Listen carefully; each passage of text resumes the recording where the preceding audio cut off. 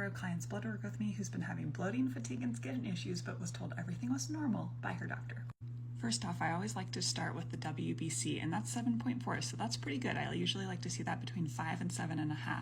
Then we jump down to these neutrophils. So neutrophils at 47, lymphocytes at 39. I like to see neutrophils around 60% and lymphocytes around 30%, so that's a 2-to-1 ratio. When it starts creeping up closer to a 1-to-1 ratio, that tells me that this person's immune system is working in overdrive. Dropping further below, I am looking at monocytes. I like to see that 7% below, and then I look at eosinophils, and I like to see in eosinophils below 3%. The fact that this person's at 7 and they're not having any allergy responses tells me that there's probably a parasite component that's causing the bloating, fatigue, and skin issues. We go a little further, we look at her thyroid. That looks pretty darn good. I like to see free T3 above 3.0, so the fact that her thyroid is converting is a great sign. Her iron looks pretty good, yet her ferritin is pretty high, probably from an inflammation component, usually caused by parasites. Parasites can hold on to that ferritin being super high. Looking at her CMP, the fact that the glucose is even flagged on this tells me that her glucose is super high.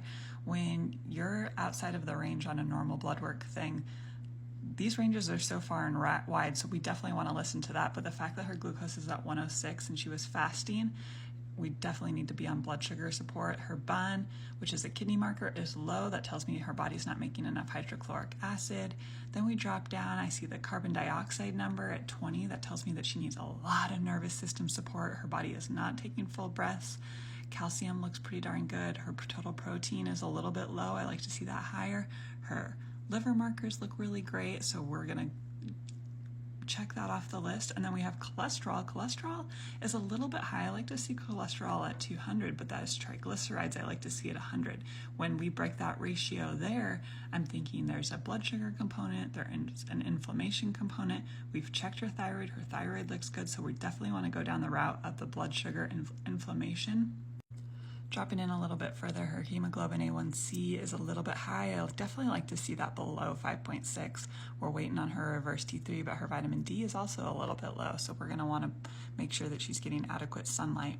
Lastly, we're looking at her C-reactive protein. That looks great. Homocysteine looks really good. GGT looks good, but her insulin level is definitely high, so we definitely want to make sure that she's on insulin. We definitely want to make sure she's on blood sugar support. And then her cortisol, morning cortisol, is pretty darn low, so we want to make sure that she's still continuing to work on our nervous system, utilizing light correctly, so that she can have a full body healing and get out of this fatigue, never-ending joint pain, bloating, and skin issues. So as you can see, that there's a lot going on with her blood work.